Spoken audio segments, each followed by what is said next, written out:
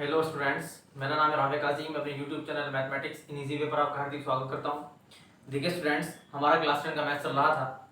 हम चैप्टर 1 पढ़ रहे थे जिसका नाम है वास्तविक संख्याएं। ये मैं आपको बता चुका हूं कि वास्तविक संख्या क्या होती हैं।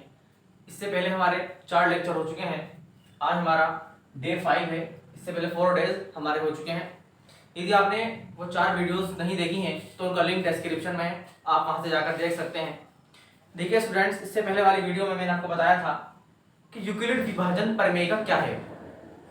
यूक्लिड विभाजन प्रमेय का के ऊपर आधारित एक दो एग्जांपल भी मैंने आपको करवाए थे और 2 एग्जांपल मैंने आपके लिए छोड़े थे कि आप इनको खुद प्रैक्टिस कीजिए। आई होप कि आपने प्रैक्टिस की होगी और आप समझ भी गए होंगे कि यूक्लिड विभाजन प्रमेय का क्या है। लेकिन एक बार फिर हम थोड़ा सा रिवीजन कर लें। जिसे मान लीजिए ये है 17 को 3 से भाग करना है, तो आप किस प्रकार से भाग करेंगे? 3 पंजे 15 और यहाँ पर 2 शेषफल बचेगा और 2 बचेगा। ये तो आप पहले से ही जानते हैं। एक बात और, इसके अंदर ये क्या है? ये 3 है लेकिन इसका नाम क्या है? भाजक। ये 17 है, इसका नाम है भाज्य। ये 5 है, इसका नाम है भागफल। और ये जो शेष बचा है 2, इसका नाम है शेषफल। पूरा नाम शेषफल, आप शॉर्ट में शेष के इसको बोलते हैं। देखिए यहाँ पर एक रूल फॉलो होता है। यदि हम 17 की बात करें, 17 किस प्रकार बनता है? 17 देखिए किस प्रकार बनता है। यदि मैं इसकी गुणा इसमें कर दूं, यानी कि भाजक की गुणा भागफल में कर दूं और गुणा करने के पश्चात उसमें शेषफल को जोड़ दूं तो भाज्य प्राप्त हो जाता है। इसी फॉर्मूले को हम कहते हैं यूक्लिड विभाजन प्रमेय का। देखिए यदि हम 3 की गुणा 5 में करें और उसमें 2 जोड़ दें तो कितना आता है? 3 पंजे 15, 15 और 2 17। तो कितना मिला आपको?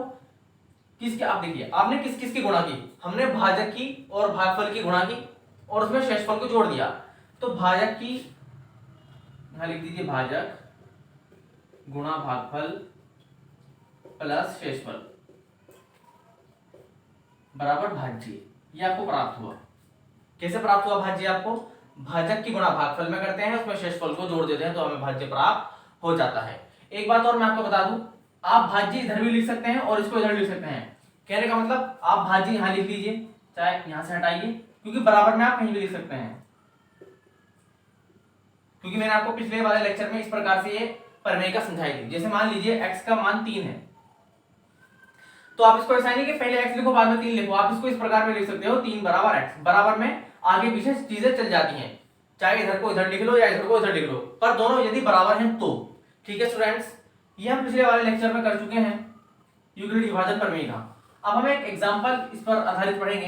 वैसे मैंने आपको पिछले वाली वीडियो में एक नोट बताया था। उस नोट पे मैंने आपको लिखवाया था कि प्रत्येक धनात्मक समपूर्णांक 2q के रूप का होता है और प्रत्येक धनात्मक विषम पूर्णांक 2q + 1 के रूप का होता है।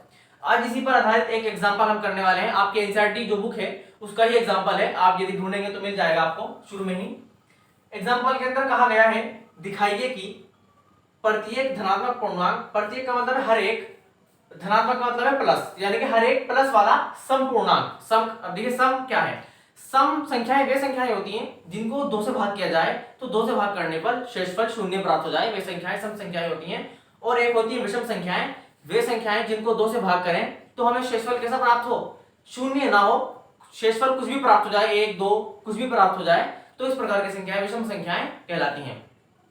सम और विषम आप पहले से ही जानते हैं। तो देखिए स्टूडेंट्स, क्या कहा गया है? हमें दिखाना है, यानी कि हमें सिद्ध करना है इस बात को। किस बात को सिद्ध करना है? कि हर एक प्लस वाला सम पूर्णांक 2q के रूप का होता है और हर एक प्लस वाला विषम पूर्णांक, यानी कि प्रत्येक धनात्मक विषम पूर्णांक 2q + 1 के रूप का होता है। इसका सॉल्यूशन देखिए हमें किस प्रकार से करना है। सबसे पहले हम क्या करेंगे?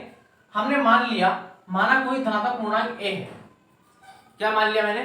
कोई भी धनात्मक पूर्णांक। देखो इसके अंदर क्या कहा गया है कि जितने भी धनात्मक समपूर्णांक हैं, इसके अंदर 2 चीजें कही गई हैं, धनात्मक समपूर्णांक और धनात्मक विषम पूर्णांक। ठीक है स्टूडेंट्स, ये कहा गया है कि जितने भी धनात्मक समपूर्णांक हैं वो सारे के सारे 2q के रूप के होते हैं और जितने भी विषम पूर्णांक हैं, यानी कि धनात्मक हो, विषम हो और पूर्णांक हो, तो धनात्मक विषम पूर्णांक 2q + 1 के रूप के होते हैं। ठीक है, तो ये 2 बातें इसके अंदर की बताई गई हैं। तो हमने क्या किया? हमने मान लिया कोई धनात्मक पूर्णांक a है। अपने पास से हमने मान लिया कोई भी धनात्मक पूर्णांक a है, लेकिन हमने ये नहीं माना कि सम है विषम है, बस हमने मान लिया धनात्मक पूर्णांक। क्योंकि हमें सिद्ध क्या करना है, धनात्मक सम पूर्णांक 2q और धनात्मक विषम पूर्णांक 2q प्लस 1, सम की और विषम की बात हम बाद में करेंगे। सबसे पहले हमारे लिए जरूरी है धनात्मक पूर्णांक लेना, ठीक है स्टूडेंट्स।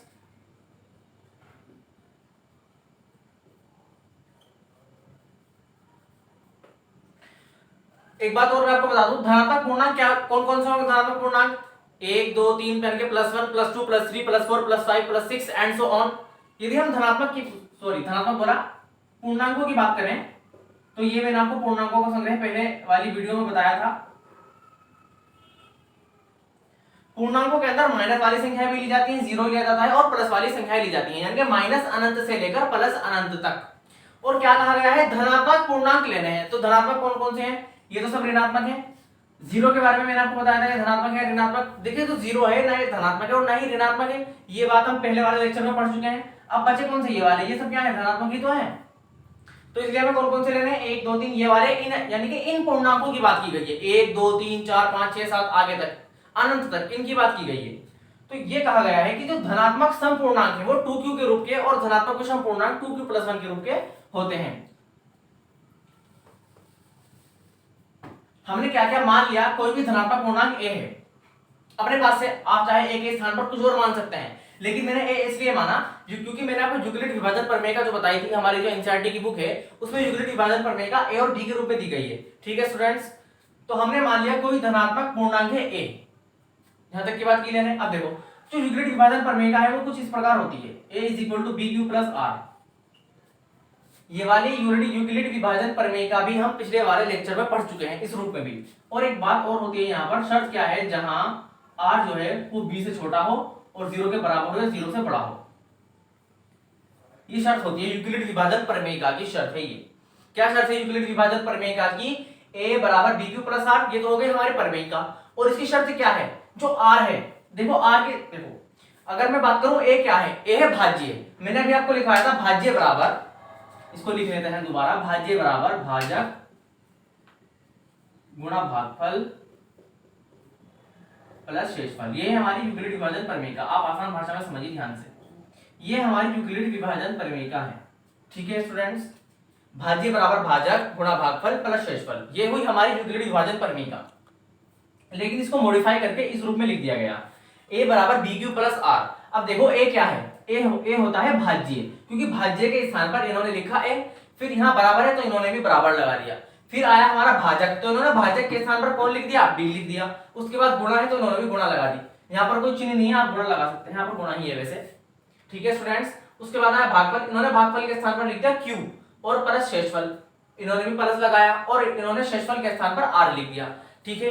यानी कि a जो है वो हमारा भाज्य है, b क्या है, भाजक है, q भागफल है और r क्या है, शेषफल है, ठीक है।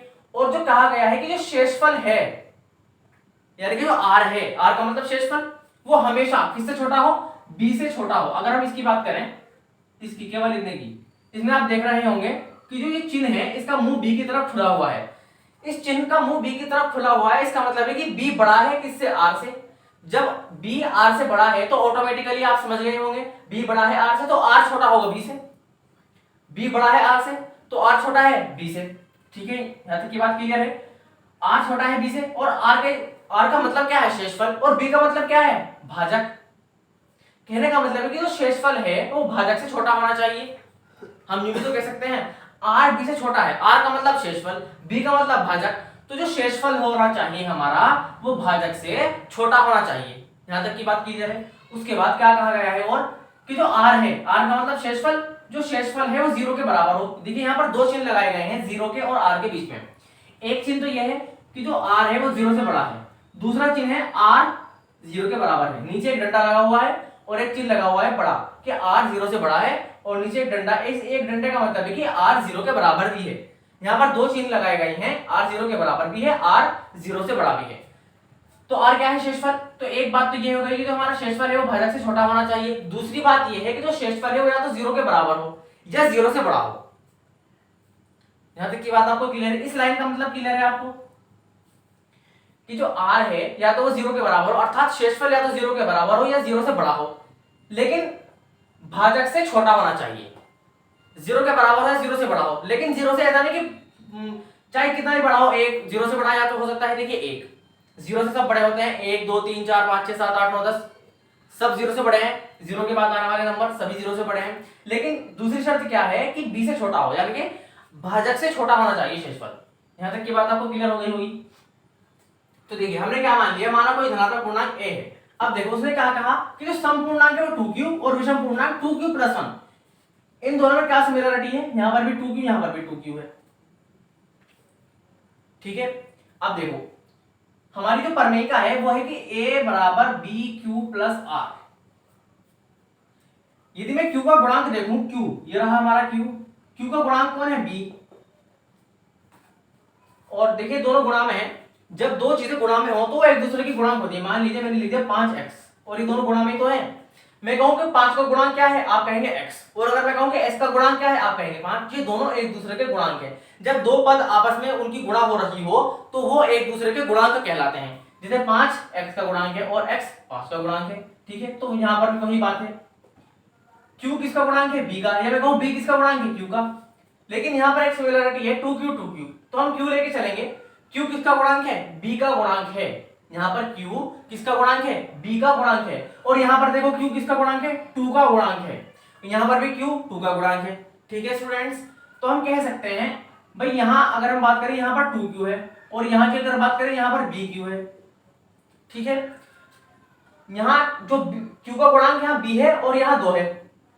आप समझ पा रहे हैं मेरी बात को, q का गुणांक यहां पर b है और q का गुणांक यहां पर 2 है, तो इन दोनों के गुणांक आपस में बराबर होंगे, अर्थात जो b है वो 2 के बराबर होगा। ठीक है स्टूडेंट्स, जो ये 2 है ये किसके बराबर होगा, b के बराबर होगा। आप देखें प्रमेयिका के अंदर q का गुणांक b है और यहां देखो q का गुणांक क्या है, 2 है। तो जो q का गुणांक है ये वाला और यहां जो q का गुणांक है, दोनों के गुणांक आपस में बराबर होंगे, अर्थात जो b है वो 2 के बराबर होगा। तो हमें यहां से एक चीज और पता लग गई कि b की वैल्यू हमें पता लग गई, b बराबर 2। ठीक है स्टूडेंट्स, आप यूं कह सकते हैं, अगर इसको रटने वाली बात है, मान सबसे पहले माना कोई धनात्मक पूर्णांक a है, हमने कोई प्लस वाला पूर्णांक ले लिया a। देखो मैंने a ही क्यों लिया, क्वेश्चन ये है जो धनात्मक पूर्णांक है वो बहुत सारे हैं, 1 2 3 4 5 अनंत तक हैं, इतने सारे हैं कि हम उनको गिन नहीं सकते। और अगर मैं एक ले लूं या दो ले लूं, आप कहेंगे कि 2 ही क्यों लिया है, 3 ही क्यों लिया, तो इसलिए मैंने a मान लिया, एक जनरल फॉर्म ले ली किसी धनात्मक पूर्णांक की, मैंने a मान लिया। ठीक है, यहां से हमें b की वैल्यू पता लग गई 2 है, वो हमने यहां से q का गुणांक उठा लिया, चाहे यहां से उठा लो, 2 ये दोनों की जगह। हमेशा ये दोनों बराबर होंगे, जितने भी इस तरह के क्वेश्चन आप करेंगे। अगर यहाँ पर 3q होता तो यहाँ पर भी 3q ही होता, यदि यहाँ पर 4q होता तो यहाँ पर भी 4q ही होता। ठीक है स्टूडेंट्स, तो b की वैल्यू आपको पता लग गई 2, a आपने मान लिया अपने आप एक कोई धनात्मक पूर्णांक है a, और b की वैल्यू आपने यहां से उठा ली, a और b पता लग गए। अब देखो आगे यूक्लिड विभाजन प्रमेयिका के अनुसार, जो हमारी यूक्लिड विभाजन प्रमेयिका है वो क्या कहती है, देखिए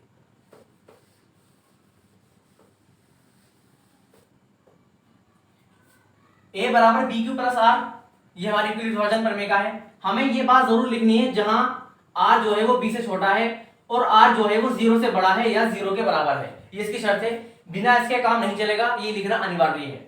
उसके बाद a तो a ही है, वैसे a आपको पता है क्या है, धनात्मक पूर्णांक है, तो a को तो ऐसे ही लिखा रहने देंगे। ठीक है, आगे चलते हैं। b की वैल्यू आप जानते हैं कितनी है, b की वैल्यू 2 है, यानी कि b का मान 2 है, तो मैं b के स्थान पर 2 लिख दूंगा, लिख दिया b के स्थान पर 2। q जू का 2 लिखूंगा, मैंने बिल्कुल जू का 2 लिख दिया, q प्लस मैंने भी प्लस लगा दिया, फिर है r तो मैंने भी r लिख दिया। ठीक है, उसके बाद जहां r 0 से बड़ा है या 0 के बराबर है और b से छोटा है, b की वैल्यू आप जानते हैं आप b की वैल्यू 2 है, तो मैंने b के स्थान पर यहां पर भी 2 लिख दिया।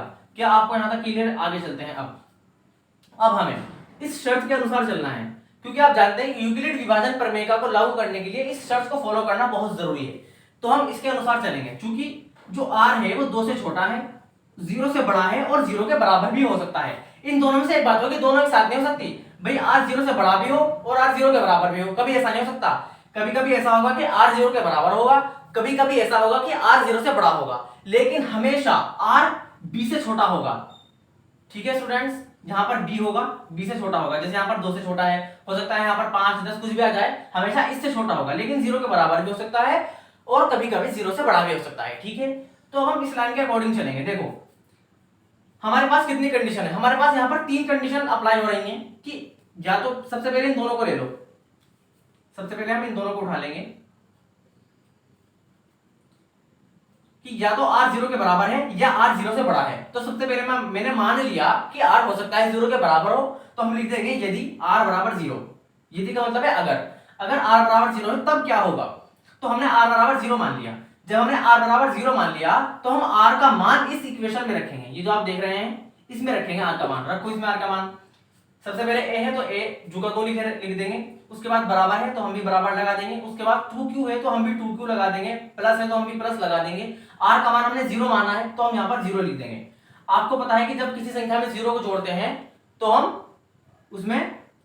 जब हम किसी संख्या में 0 को जोड़ते हैं तो वही संख्या आ जाती है। तो a बराबर 2q आ गया यहाँ पर। उसके बाद यदि हम अब एक बात तो पूरी होगी, r का मान 0 के बराबर है। ऐसा हो सकता है कि r का मान 0 से बड़ा हो, तो मैंने 0 का मान r का मान 1 ले लिया। भाई 0 से हो सकता है, 0 से बड़ा का मतलब है या तो 1 हो, 2 हो, 3 हो, 4 हो। लेकिन एक दूसरी शर्त भी इसके अंदर कही गई है, r का मान 2 से छोटा। यानी कि r का मान 2 भी नहीं रखना आपको, r का मान 2 से छोटा। 2 से छोटा कौन है, या तो 1 है या 0 है। तो 0 तो आपने पहले ही ले लिया और एक मान और बचा आपके पास, r बराबर 1। क्योंकि हमें हमेशा r का मान 2 से, हमेशा नहीं रखना r का मान 2 से छोटा। कंडीशन कह रही है कि r का मान 2 से छोटा लेना है जो यहां होगा। तो 2 से छोटा तो 1 ही है या फिर 0 है। 0 तो आपने यहां रख लिया, 1 यहां रख लेंगे।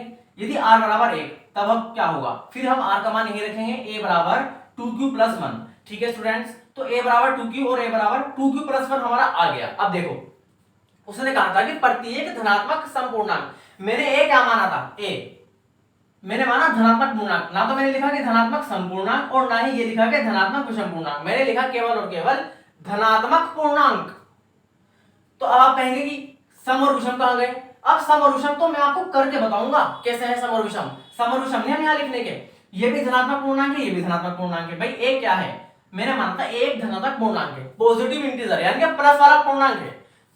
ये वाला भी प्लस वाला पूर्णांक है, ये भी प्लस वाला पूर्णांक है, दोनों धनात्मक पूर्णांक है, 2q भी और 2q प्लस 1 भी। लेकिन ये तो समपूर्णांक को बताता है और ये विषम को बताता है। देखो कैसे, ध्यान से आप मेरी बात समझे। सबसे पहली बात तो हमें धनात्मक, ये भी धनात्मक है, ये भी धनात्मक है, तो हमें सारे धनात्मक पूर्णांक ही लेने हैं। यानी कि 1 2 3 माइनस वाले तो नहीं लेने, बिल्कुल ठीक, 1 2 3 सारे प्लस में लेने हैं। ठीक है, अब देखो यदि मैं बात करूं a बराबर 2q की, उसने कहा कि जो 2q है, 2q तो हमारा आ गया, लेकिन उसने कहा कि वो धनात्मक पूर्णांक तो है पर साथ में सम भी है। सम का मतलब 2 4 6 कुछ इस तरह का है। अब q क्या है, देखो ये एक शर्त यहां ये भी कही गई थी कि q कोई पूर्णांक है, लेकिन हमें पूर्णांक कौन से लेने हैं, प्लस वाले। ये वाले पूर्णांक हमें उठाने हैं इनमें से कोई, तो इनमें से कोई भी पूर्णांक उठा लो और q के स्थान पर रख दो। रखो q के स्थान पर, आपकी इच्छा है कोई सा रख लो, 3 रख लो, कितना आएगा 6। आप मुझे बताओ 6 सम है या विषम है, सम है। अब दूसरा रखो, 4 रखो, कितना है 2 चौक 8, a बराबर 8 विषम, सॉरी सम है 8 भी। आप इस q के स्थान पर कुछ भी रख लो, हमेशा सम ही आएगा। चलो 1 रखो, 2 एकम 2, 2 भी सम है। चलो और कुछ रखो, 4 के बाद 5 6 7 8, 7 रख लो, 2 7 14, a बराबर 14। 14 क्या है, एक सम पूर्णांक है। देखो सम भी है और प्लस वाला भी है, धनात्मक भी है। तो बात सिद्ध हो गई कि जो जितने भी धनात्मक सम पूर्णांक है वो 2q के रूप के होते हैं। तो ये 2q आ गया। बात सिद्ध हो रही है, हमने रख रख के देख रहे हैं मान, देखो क्योंकि जगह हम कुछ कुछ रख के देख रहे हैं, अलग अलग वैल्यू हम रख रख के देख रहे हैं, तो हमेशा हमारा क्या आ रहा है, सम ही आ रहा है। ठीक है, तो यहां से ये बात सिद्ध हो गई। अब देखो दूसरा वाला, a बराबर 2q प्लस 1, q के स्थान पर फिर इनमें से कुछ रखो, a बराबर 2 गुणा, इन दोनों के बीच में गुणा है, यहां मैंने 3 रख लिया प्लस 1 झुका 2। ठीक है, अब देखो 2 3 6 प्लस 1, 6 और 1 7, a का मान कितना आया, 7 आया। तो 7 क्या है बताओ, सम है या विषम है, विषम है। मैंने आपको क्या रख के दिखाया, 3 रख के दिखाया, आप यहां 4 रख लो।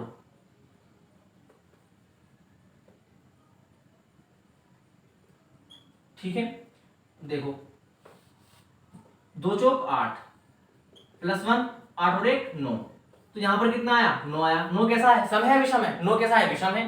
तो ये बात सिद्ध हो गई। अब देखो आपको क्या करना है, यहां तक क्वेश्चन को कंप्लीट करने के बाद ये थ्योरी लिखनी है। अतः का मतलब है, इसलिए हम कह सकते हैं कि प्रत्येक हर एक धनात्मक सम पूर्णांक 2q तथा प्रत्येक धनात्मक विषम पूर्णांक 2q प्लस 1 के रूप का होता है। ठीक है स्टूडेंट्स, तो ये एग्जांपल आपका कंप्लीट हो गया। नेक्स्ट वीडियो में यानी कि डे 6 में हम इससे नेक्स्ट एग्जांपल करेंगे।